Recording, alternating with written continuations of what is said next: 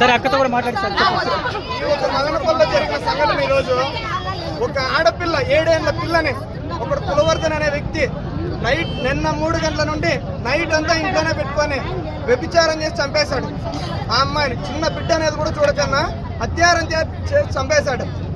వాడి మీద ఆల్రెడీ కేసులు ఉన్నాయి. ఇంతకుముందు ఒక లేడీని పట్టుకొని చేయడము, శ్రేణి వరకు పోవడము, అన్ని రావడము, ఆంజనేయ సంగుడి దగ్గర ఒకసారి ముగ్గురిని నరికినాడు గొడవలతో, ఇవన్నీ జరుగుతూనే ఉన్నాయి.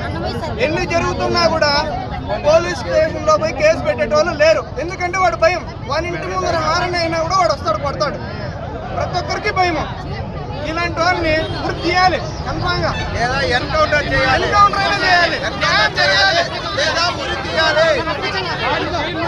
మా బిడ్డలు మాకు తెచ్చివ్వమని చెప్పండి.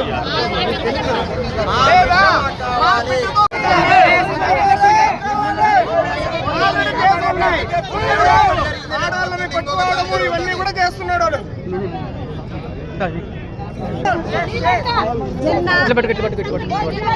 అందరూ ఇక్కడే కూర్చోవాలా? రేపు పొద్దున్నే ఇక్కడ అయింది, రేపు పొద్దున్నే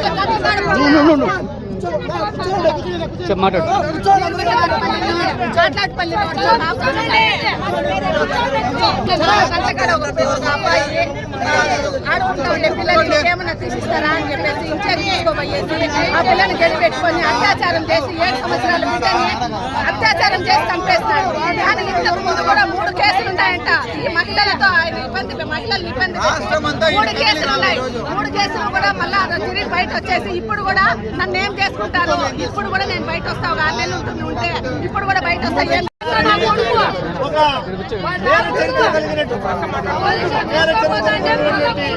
అంతకుడు అమ్మాయిని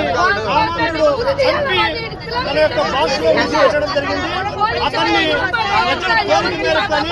మరి బహిరంగంగా అతన్ని గుర్తు చేయాలని చెప్పి కూడా మేము డిమాండ్ చేస్తాను.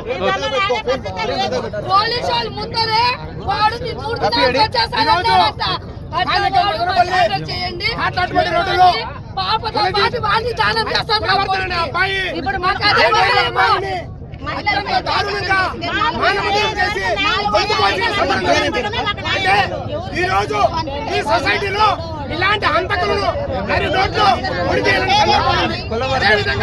పోలీసులు కూడా ప్రభుత్వాలు కూడా చాలా వ్యవస్థగా వ్యవహరిస్తున్నారు. ఎవరైతే పొలదీప్తున్న అబ్బాయిని గంజాయి పెంచి